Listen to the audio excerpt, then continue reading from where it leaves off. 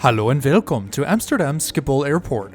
Today we're going to be flying with KLM down south to Kilimanjaro Airport in Tanzania. Schiphol has been experiencing insane wait times in recent weeks, with security taking some passengers almost 3 hours to get through. Knowing this, we arrived at the airport a good 3.5 hours before our flight.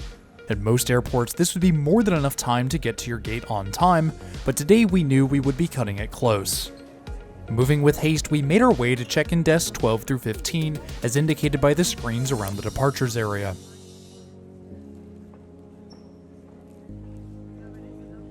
The lines appeared long, but everything down here moved quickly, and we were soon on our way to security. Heading over to departures 2, we moved from line to line, first scanning into security, then waiting in another line to be allowed upstairs once the line moved far enough to accommodate more people.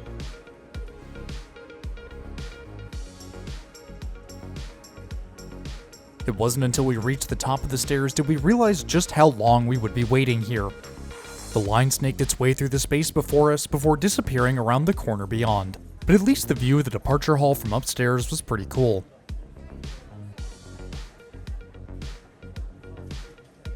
Security today would take what felt like forever, but it only ended up being about 90 minutes, but with all the previous slowdowns, getting from airport entry to just beyond security took about 2 hours and 15 minutes. After what felt like an eternity waiting in line, we made our way through security and passport control before finally reaching freedom. Our newfound freedom was met with some incredible views of the ramp, with aircraft moving every which way.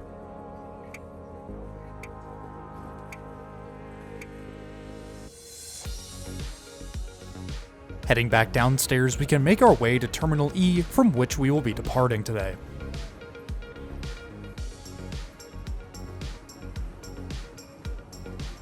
One of the great things about Schiphol Airport is just how many windows there are out onto the ramp.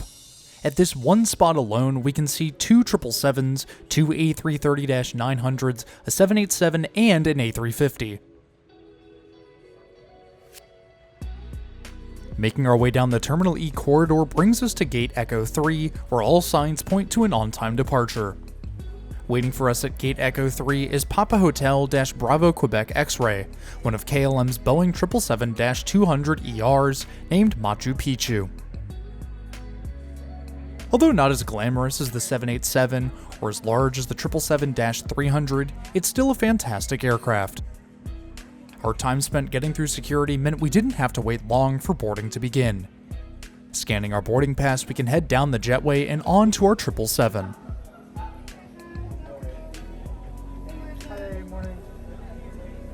We only had a few minutes to get seated before the cabin crew closed the boarding door, and we pushed back to begin taxiing out to runway 24.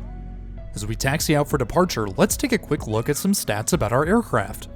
Flying us down to Kilimanjaro today is Papa Hotel-Bravo Quebec X-Ray, one of KLM's Boeing 777-200s. Each 777-200 is powered by two Rolls-Royce Trent 800 engines, producing 93,700 pounds of thrust each, for a combined thrust of a whopping 187,400 pounds. Dash 200s have a total length of 209 feet and 1 inch, and a wingspan of 199 feet 11 inches, with a sweep angle of 31.6 degrees. Each 777-200 has a maximum range of 7,065 nautical miles, with a cruising speed of 640 miles per hour, or Mach 0.84, at an altitude of 41,000 feet. KLM operates their 777s in a 3-class cabin, with 34 World Business lie-flat beds, 40 economy comfort seats, and 242 standard economy seats, for a total of 316 seats. If you're enjoying the video so far, I would really appreciate it if you hit that subscribe button down below. It's totally free and it really helps support the channel. Also, the channel now has a Patreon. If you're interested in having your name in the video, gaining access to exclusive weekly posts, and even having the opportunity to vote on future videos, then click the link in the top right or in the description below to learn more. Thanks! We soon reached the end of taxiway Sierra 6, turning onto runway 24 before beginning our takeoff roll for this 8-hour and 30-minute flight to Kilimanjaro.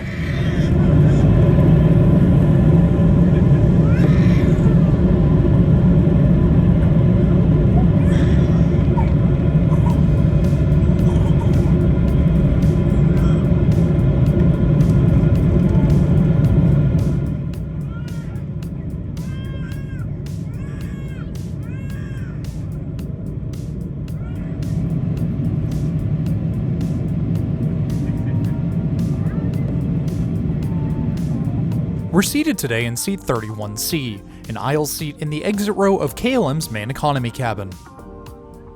Standard economy on KLM's 777-200s offers 31 inches of pitch and 17.5 inches of width, which can get rather cramped on long-haul flights. Sitting in the exit row, however, means that we're not bound by the physical limitations of the row in front, with as much legroom as you would ever need. The tray table is stored in the aisle armrest and folds up and out across the seat.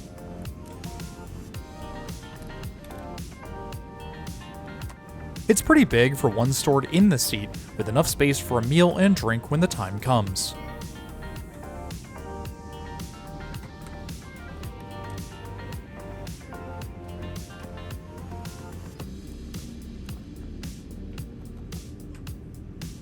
Pushing the button on the front of the aisle armrest releases the in-flight entertainment screen. The system boots up quickly, giving us access to KLM's wide variety of entertainment. Unfortunately, the many years of use mean that the upper hinge has given way, allowing the screen to fall down with even the slightest of touches. There's still more to see around our seat, so we'll store the screen away for now. Moving to the inside of the aisle armrests, passengers can find the seat recline button, light controls, and attendant call button.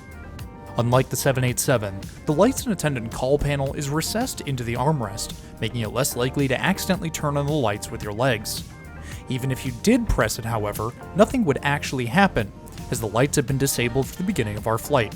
I say disabled and not broken, because they were actually all turned on for a brief period of time later in the flight before being returned to passenger control. The welcome service comes as we level off at our cruising altitude for today. Included is a half-liter of water and a sanitizing wipe, plus headphones, which I opted not to take. No food was offered as lunch would be served shortly.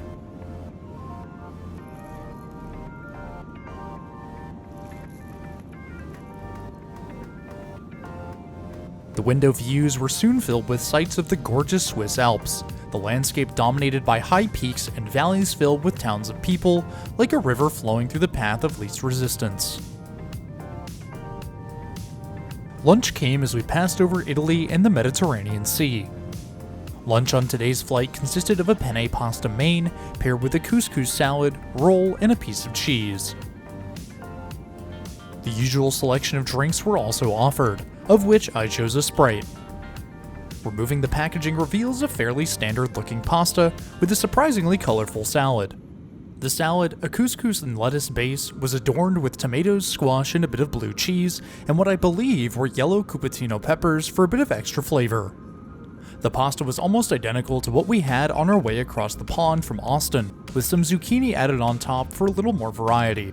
Overall, the meal was fairly standard, but not bad by any means, earning a 6.5 out of 10.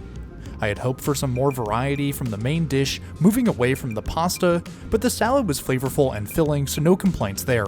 Plus, the pairing with the sharp cheese and roll was a nice addition. One thing that was missing from the usual selection on the dinner plate was the dessert. After cleaning up the dinner service, the cabin crew came back through to offer a sweet treat. Dessert today was a mini apple pie. Although it didn't appear super appetizing, it tasted alright and was a nice way to wrap up the dining experience. Having finished up dinner, we can hop up to take a look at the bathrooms on board.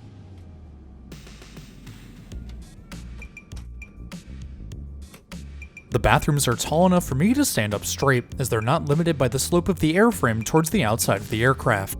Aside from that though, they're pretty standard size-wise, with just enough room to turn around in, but not much more than that. The sink works well with an adjustable temperature knob.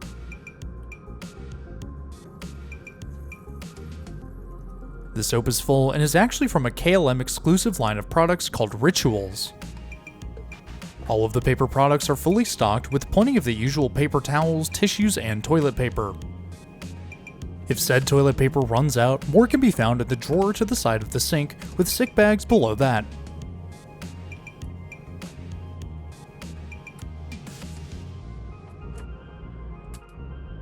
Below the mirror is a combination European and American outlet, providing both 220 and 115 volts.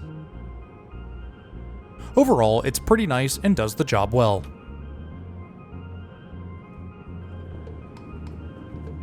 Returning to our seat, the sands of the Sahara Desert and the coast of Africa filled the window, marking our arrival into African airspace.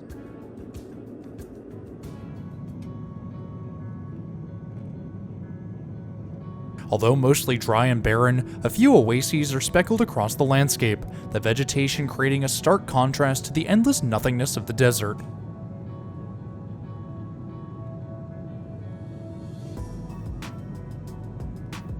Cloud cover began to block the view below as we moved further south, with some stretching from well below to high above us. Time flew, and soon dinner was served, or at least a dinner-like snack. Instead of a traditional meal service, passengers were offered a margarita pizza panini and a drink. This was hardly what anyone would expect from a dinner service, but it was certainly better than nothing. Removing the plastic outer wrap revealed a half calzone, half sandwich dish with cheese oozing out the sides. If we could eat with our eyes, this would be a less than pleasant dining experience. Putting the looks aside, however, it actually tasted pretty good, which was a welcome surprise. I was expecting a fairly mediocre pizza flavor at best, but the sauce was flavorful and the cheese was not too overpowering, with just a hint of oregano from the sprinkling on the outside of the bread. That being said, I'd have to give this meal a 4.5 out of 10. Despite the flavor, the lack of a full dinner service is what really took the most away from the experience. The sun set over the Serengeti and we began our descent into Kilimanjaro Airport. Unfortunately, the cloud cover from earlier had descended to the ground below, meaning the majority of our approach was through the fog. Just when I thought all hope was lost, the fog gave way and we made our landing into Kilimanjaro International Airport.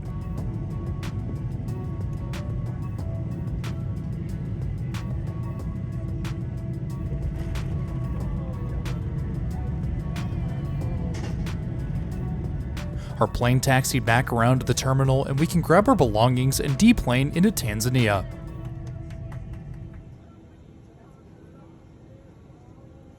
One great thing about Kilimanjaro Airport is that there were no gates and as a result no jetways, so we get to deplane straight onto the ramp. Heading down the stairwell we reach ground level and can take our first steps into Africa. The sheer size of 777 engines often gets misinterpreted as just being huge, but standing at ground level here and seeing those Rolls-Royce engines tower high above me was a sight like none other. With no real schedule beyond this point, we can take a moment to look back and appreciate the aircraft that brought us here. Although it lacks an additional 33 feet of length over the 300 models, the 209 feet of aircraft is still an impressive sight. And with its tail sitting at 60 feet 9 inches tall, it's actually 1 inch taller than its Dash 300 brethren.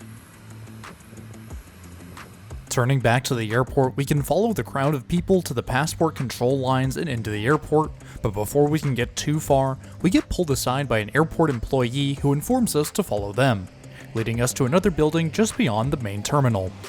We knew this would happen, however, as the company we had organized our travel with had said we would be given a more exclusive passport control and immigration experience. This building was furnished with premium leather furniture and had a selection of snacks and drinks laid out for our arrival.